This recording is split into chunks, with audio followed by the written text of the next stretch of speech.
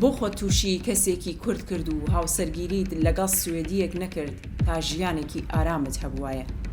بۆ خۆ تووشی کورد و کوردستان کردووە. لە وەڵامدا دەیگوێت من ڕازیم و ئەوە بڕیاری خۆمە. ئەگەر تەمەن بگەڕێتەوە هەر تۆ هەڵدەبژێمەوە. زۆر جار باسی ئەوەمان کردووە کە ئەگەر من پێش ئەو بمرم یان ئەو دەیگوێت ئەگەر من پێش تۆ بمرم. بەڵام پێم خۆش بوو کە ئەو پێش من کۆچی دوایی کرد، چونکە من بەرگەی نەبوونی ئەو دەگرم. زۆر جار کە تووڕە دەبوو دەیوێت دەزانم تۆش دەتەوێت واز لە من بهێنی و ژنی کورد بێنی وەک هاوڕێکانت ژنی دووەم بێنی. بەبەستی لەو سەرکردە کوردانە بوو کە ئەو لە شاخ لەگەڵ ژنەکانیان هاوڕێ بوو، بەڵام لە شار وازیان لێهێنان و ژنی تریان هێنا.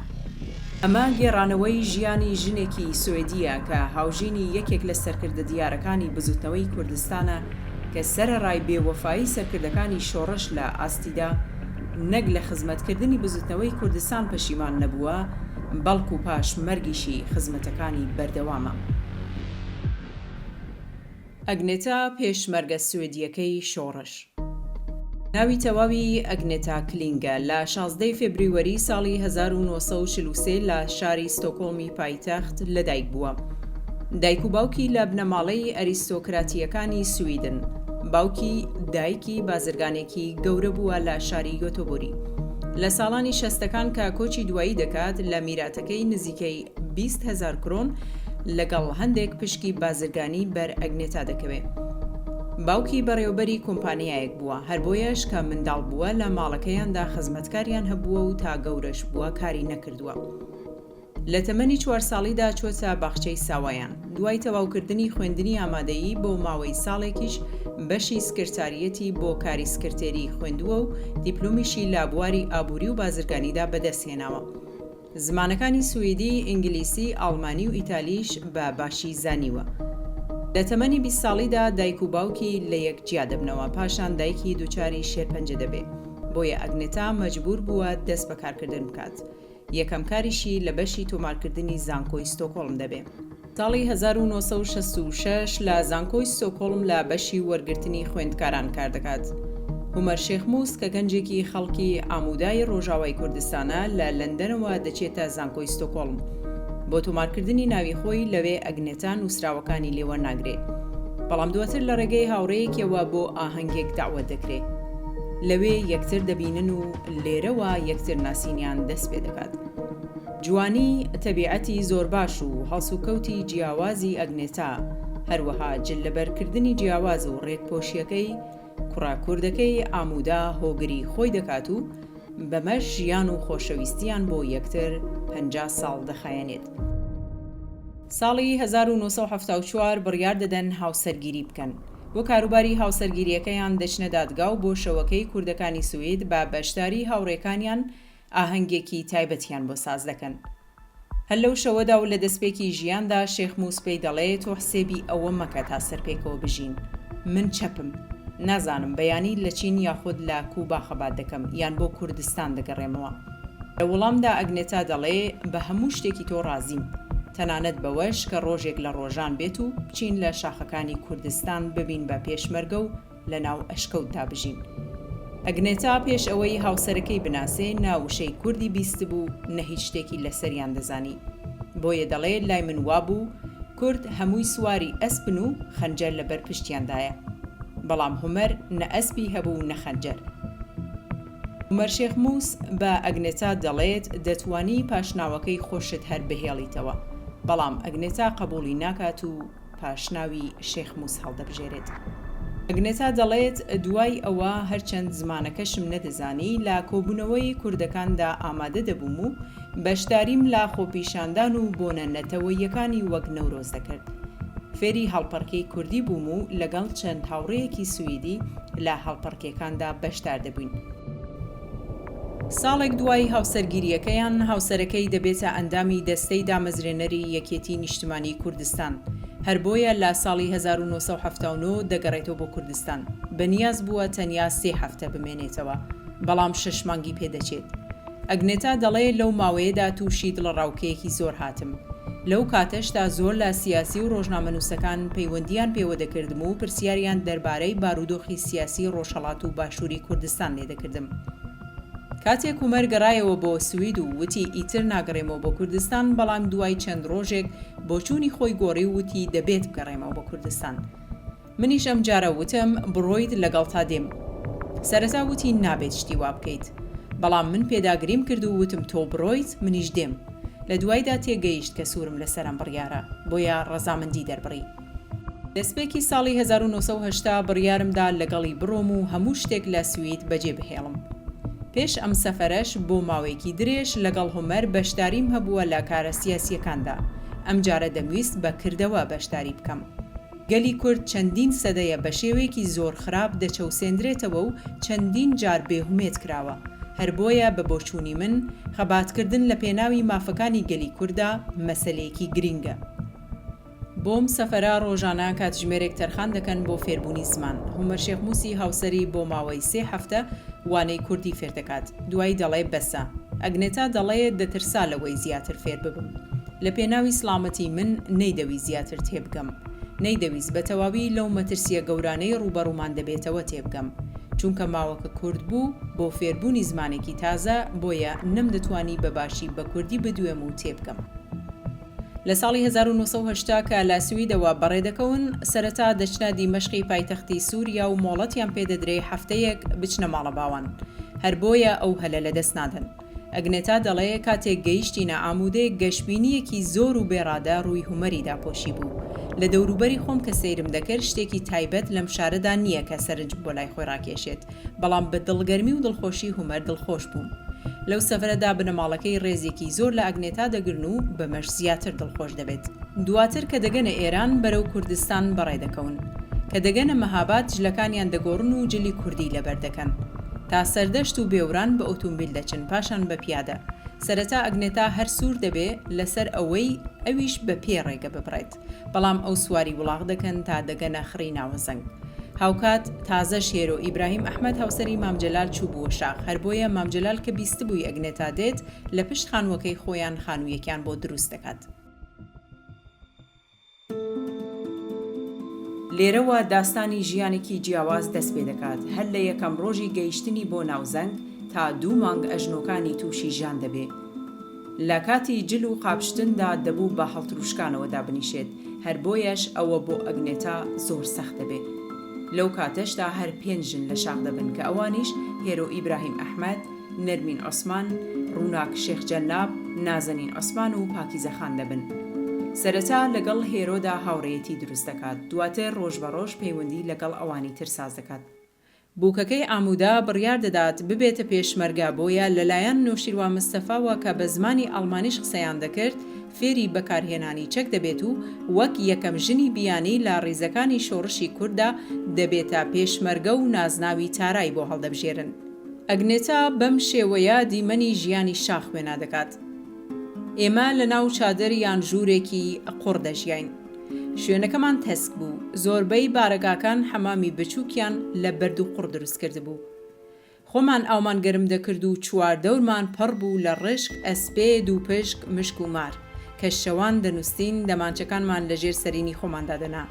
خواردن کەم بوو. ڕۆژانە یەک جانانمان دەخوارد، زۆربەی جارەکانیش نان و نیسک یان برنج بوو. گۆشت نەبوو. مانگی یەک جار دەستمان دەکەوت یان نا. بەڵام ئاو زۆر بوو.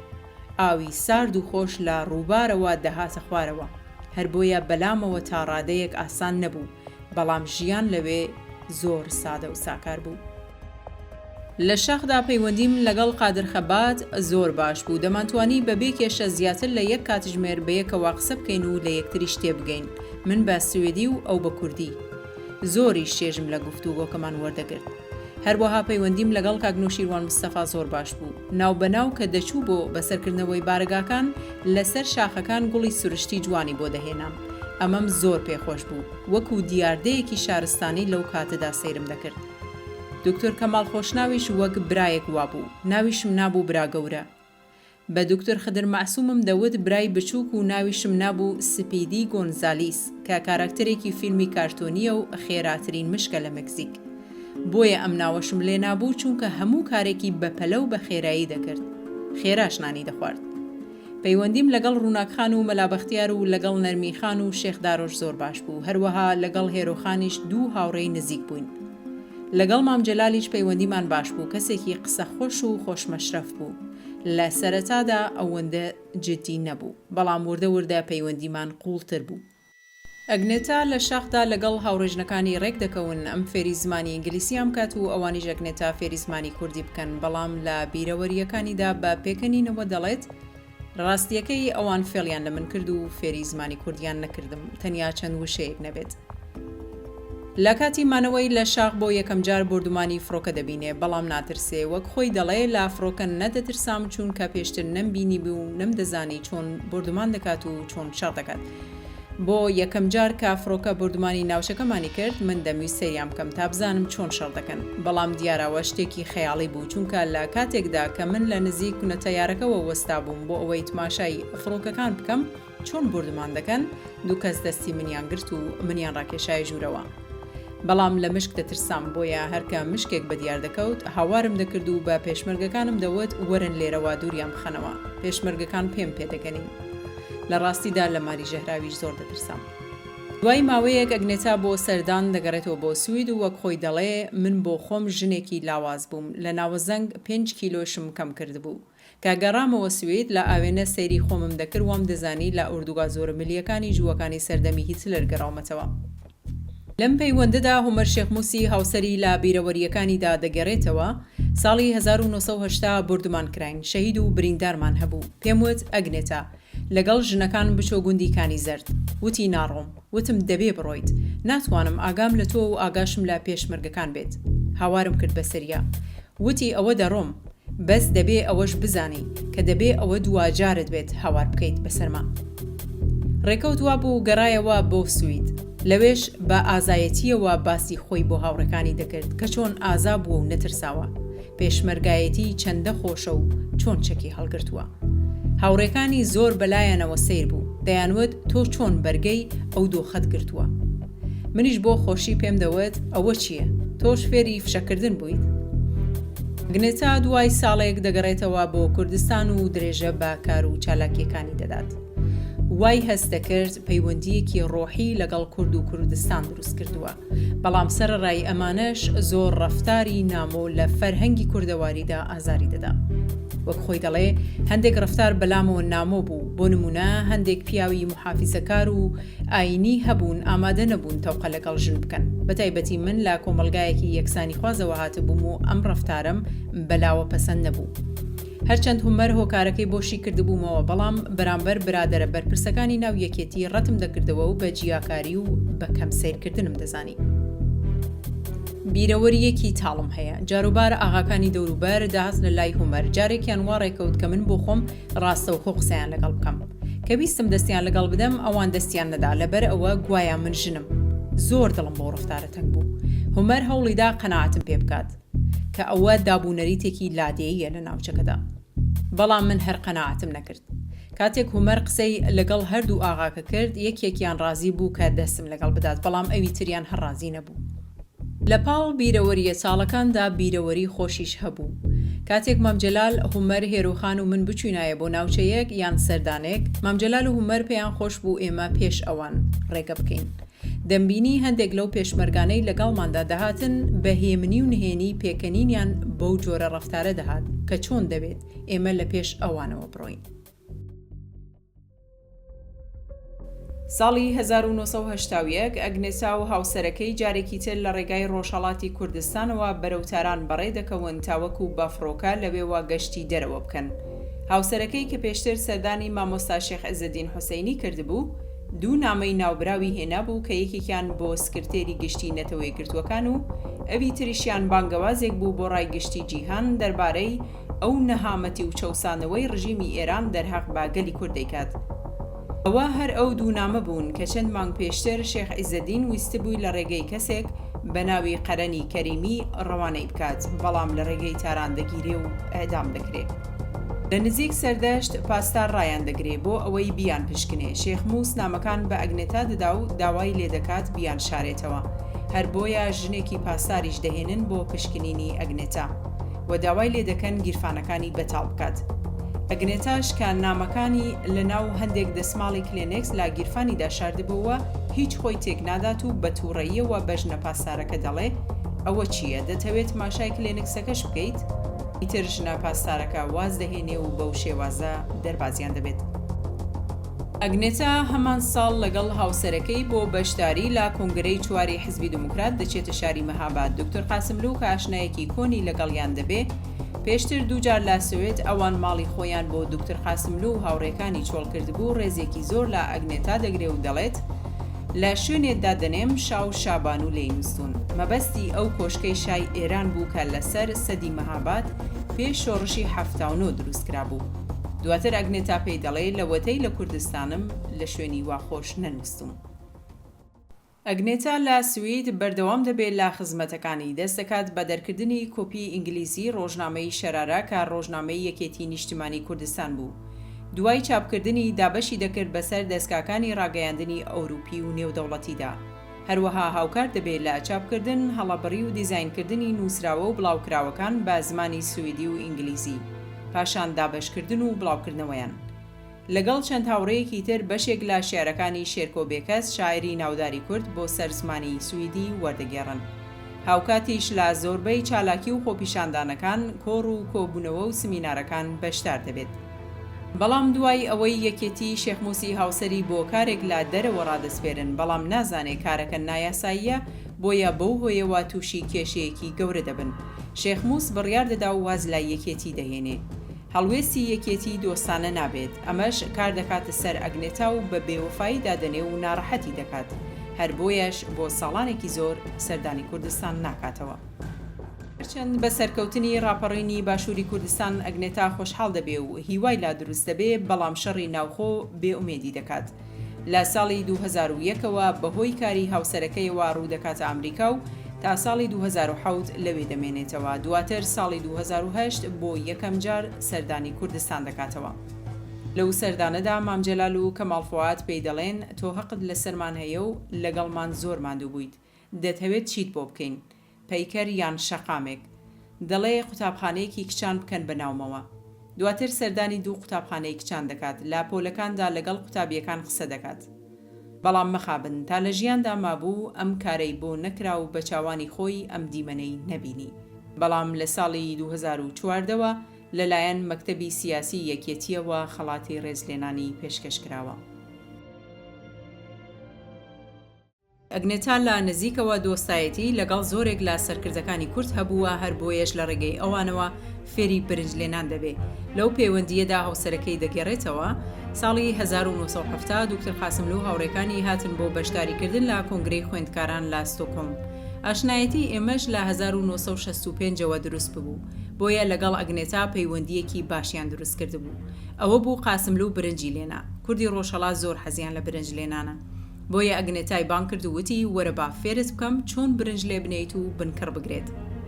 ساڵی 1970 مام جەلال داوەتمان بوو. خواردنمان زۆر لێ نابوو، دەمانزانی حەزی لە خواردنی خۆشە، بەڵام بە ئەنقەس تەنیا هەندێک خواردنی دەریایی ماندانا. خواردی وتی کوا خواردنی تر نییە؟ وتم نا. وتی هەستن با بڕۆینە دەرەوە خواردن بخۆین. وتم مام گاڵتە دەکەم، خواردنی ترمان لێ ناوە. هێنایان یاپراخ و پەتادە بوو. وتی ئەی کوا برنج؟ وتمان برنجمان لێ نەناوە. وتی هەستە ئەگنێتا بە یەکەوە برنجێک لێ بنین. ئەوە بوو خۆی لێنا و ئەگنێتاشی فێر کرد. هەرچەندە ڕۆژنامەنووسێکی ئینگلیز هاتبوو بۆ گفتوگۆکردن لەگەڵ مام جەلال و شۆڕشی شەهید عەلی ئەسکەریش لەگەڵمان بوو، بەڵام ئەو برنجی خۆی لێنا و تا نەیخوارد و توێژەکەی نەکرد. ئەگنێتاش بیرەوەریەکی تایبەت لەسەر شێخ موس دەگێڕێتەوە. دەڵێ ڕۆژێک لە مەتبەخ نانی ئێوارەم ئامادە دەکرد. هومەر بە دڵێکی خۆش هاتە ژوورەوە وتی سیر بکە ببینە چیم هێناوە. سیرم کرد لە عەلاگەکەی دەستیدا چ ببینم. سەری مەڕێکی بە خوێنی لە ناودا بوو. لە ترسا حەپەسام و وتم ئەم شتە لە من دوور بخەوە، با نەیبینم. ئەو ئێوارەیە بە تەنیا بۆ خۆی سەری مەڕەکەی لێناو خواردی. پرسی کورد بەلامەوە پرسێکی زۆر ڕەوایە و باوەڕی تەواوم بە خەباتی گەلی کورد هەیە. ئەم نەتەوەیە زۆری چەشتووە و مەینەتی زۆری بینیوە لە پێناو بەدەسێنانی مافە دیموکراتیە سەرەتاییەکانی. زۆریان قوربانی داوە لە پێناو ئازادی و سربەخۆیی و خەباتەکەیان زۆری خەیاندووە. لە ڕوانگەی منەوە کۆمەڵگەی نێودەوڵەتی بزوتنەوە و بەرپرسە کوردەکانیش بەرپرسیارەتیان دەکەوێتە ئەستۆ. ئیتر کاتی ئەوە هاتووە ڕێگەی باش و ئاشتیانە بۆ ئەم پرسە گرنگە بگرنە بەر. لە شاخ پێشمەرگە بووم هەستم دەکرد زیاتر کوردم و هەر وەکو یەکێکی خۆیان تەماشایان دەکردم. ئەمە بژاردەی خۆم بوو کە سویدم بەجێهێشت. دەمزانی کۆمەڵی کێشە ڕوبەڕووم دەبێتەوە، بەڵام بە هیچ شێوەیەکیش لەوەی هەڵمژارد پەشیمان نیم. دەرەتا ئەم ڕاستیانە بۆ من نامۆ بوون، زۆرم دەربارەیان نەدەزانی، بەڵام دواتر و ئێستاش هەموو شتێکم لاڕوونە. هەرگیز ئەو پێشمەرگانم بیر ناچێتەوە کە لە کاتی بردومانی فڕۆکە عێراقیەکان لە ساڵی 1970 شەهید و بریندار کران. هەروەها مامەڵەی پاسدارانی ئێرانم لەگەڵ کوردانی ڕۆژهەڵات هەرگیز لەبیر ناچێتەوە. هەندێک جار بەلامەوە قرسە تێبگەم لەو ناکۆکی و نەگونجانەی کە هەیە و هەبووە لە نێوان کەسە بەرپرسەکان. هەروەها ئەو گەندەڵیەی کە لەم ساڵانەی دواییدا لە هەرێمی کوردستان هەیە. زۆر جار دەپرسم باشە چۆن دەبێت ئەو کەسانەی کە ئامادەی بەخشینی ژیان و هەموو شتێکی خۆیان بوون لە پێناو ئازادی گەل و وڵات ئێستا ئەو هەڵانە بکەن لە پێناو بەرژەوەندی کەسی و شەخسی خۆیان. بۆچی گەندەڵی دەکەن؟ من ئیتر تەحەموڵ ناکەم. ئەوە خەتای سەرکردایەتی بزوتنەوەی کوردیە کە 10 ساڵ جارێک کارەساتێک بەسەر ئەو میلەتە دێت. ڕاستە کۆمەڵگەی جیهانی خەتای هەیە، بەڵام سەرەتا ئێوە خۆتان خراپن. ئەگنێتا و شێخ مووس منداڵیان نییە. هۆکارەکەشی دەگەڕێتەوە بۆ شێخ مووس کە سەرەتا ڕازی نابێ منداڵیان هەبێ. دواتر کە بڕیار دەدەن ئەگنێتا بەهۆی تووشبوونی بە شێرپەنجەی ڕەحم منداڵی لەبار دەچێت. هەر بۆیە ساڵی 1988 دوای ڕوودانی کارەساتی کیمیابارانکردنی شاری هەڵەبجە لەگەڵ هێرۆخان قسە دەکەن کە کچ و کوڕێکی هەڵەبجەییان بۆ بدۆزێتەوە بۆەوەی ئەمان بەخێوکردن و سەرپەرشتیان وەستۆ بگرن. ناوبراو منداڵەکان دەدۆزێتەوە و خێزانەکەیان ڕازی دەکات، بەڵام دواتر خزمەکانیان پەشیمانیان دەکەنەوە. لەم ساڵانەی دواییدا هەردووکیان کە خانەنشین ببوون بڕیار دەدەن پرۆژەی بیرەوەریەکانیان بنووسنەوە. ئەگنێتا وەکو سوێدیەک و ژنێکی ئەوروپی کە لەگەڵ هاوسەرەکەی سەردانی عێراق، سووریا، تورکیا، ئێران و کوردستانی کردووە هەست و بیر و بۆچوونی خۆی بنووسێ. هاوسەرەکەشی وەکو کوردێک کە لە سوید و بریتانیا ژیاوە بیر و بۆچوونی خۆی بنووسێ. ئەگنێتا 6 لاپەڕەی دەنووسێ، بەڵام بەداخەوە تەواوی ناکات و مردن بەرەوکی دەگرێت. هەروەها شێخ مووس باسی پرۆژەیەکی تر دەکات و دەڵێ ئێمە هەمیشە یەک حسابی بانکیمان هەبووە.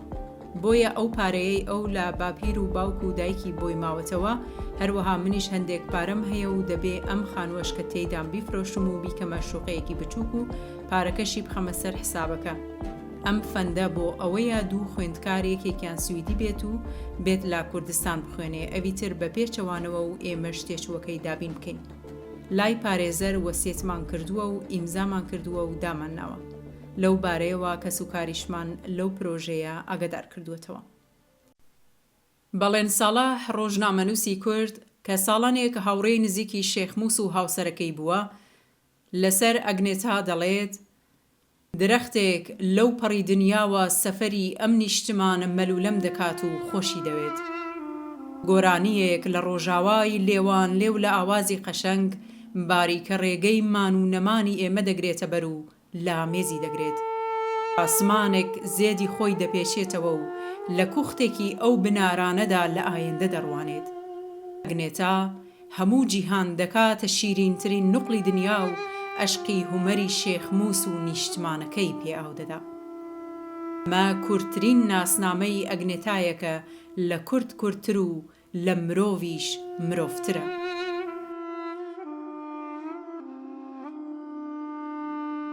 عومەر شێخ مووس لەبارەی هاوسەرەکەیەوە دەڵێ ئەگنێتا مرۆڤێکی بە شەخسیەت و لە هەمان کاتدا کە لە ڕق بوو. ڕەبوونەکانی زۆر ببوون لەم ساڵانەی دواییدا. خۆش بوو زۆرتر لە ماڵەوە بمێنێتەوە. دەبوو بە زۆربی بەمە پیاسەکردن. هەستم دەکرد تووشی خەمۆکی و ڕووخان بووە. جگەرەی زۆر دەکێشا. شەوێک چوو بۆ دەشۆر کاتێک گەڕامەوە ئەویش چوو. من چاوم چوو بووە خەو لەپڕ بە ئاگا هاتم هێشتا نەهات بووەوە.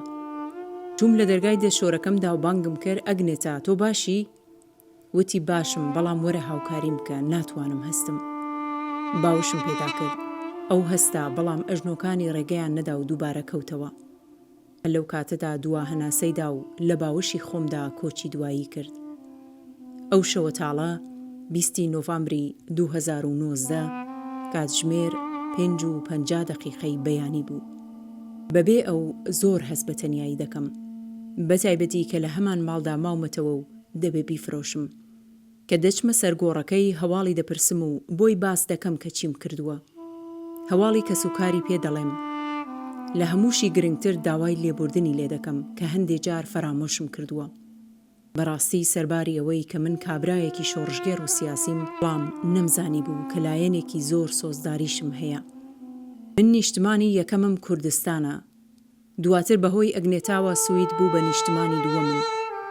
بەڵام ئێستا حەز دەکەم بڵێم نیشتمانی من ئەگنێتایە و قەبری تەنیشت ئەویشم کڕیوە و دەمهمێت لە پاڵ ئەودا بنێژرێم و هاوڕێکانم لەوە ئاگادار کردوتەوە. ئەوان ناڕازین و دەڵێن دەبێت لە سلێمانی بنێژرێت کە سوکاریشم هەمان گلەییان هەیە و دەیان هەوێ لە ڕۆژاوای کوردستان بم. بەڵام من بڕیاری خۆم داوە و دەمەوێت لە تەنیشتی نیشتمانەکەی خۆمدا بنێژرێم. ئەوەندەی نان بیری برسی و ئەوەندەی ئاو بیری تین و ئەوەندەی شەهید بیری مناڕی و ئەوەندەی زیندان بیری ئازادی و دەرێ ئەکات بیری ئەەکەم. بێگومان ئەوە عشقی هومەر شێخ مووس بوو کە ئەگنێتای ڕاکێشا بۆ تێکەڵبوون بە بزوتنەوەیەکی پڕ لە کەند و کۆسب، هەوراز و نشێ و سەرکەوتن و داکەوتن، وای کرد ببێت بە بەشێک لە ئێمەی کورد. هەرچەند بێوەفایی سەرکردەکانی شۆڕش لە باشوور پاشگەزی نەکرد لە خزمەت و پشتیوانیەکانی لە کورد. بەڵام وەفای ڕاستەقینەی هومەر بۆ ئەگنێتا وانەیەکی گەورەیە بۆ تێگەیشتن لە پەیوەندی نێوان عەشق و سیاسەت، خۆشەویستی و دەسەڵات، کە ڕاگررتنی هاوسەنگی نێوان ئەوانە لە کەسی دەگمەنی وەک هومەر شێخ مووس دەوەشێتەوە. Ağır ketye dilimin xevnake ve çavimin Ağır ketye dilimin xevnake ve çavimin Matijmin dur keti bejeron ya çavimin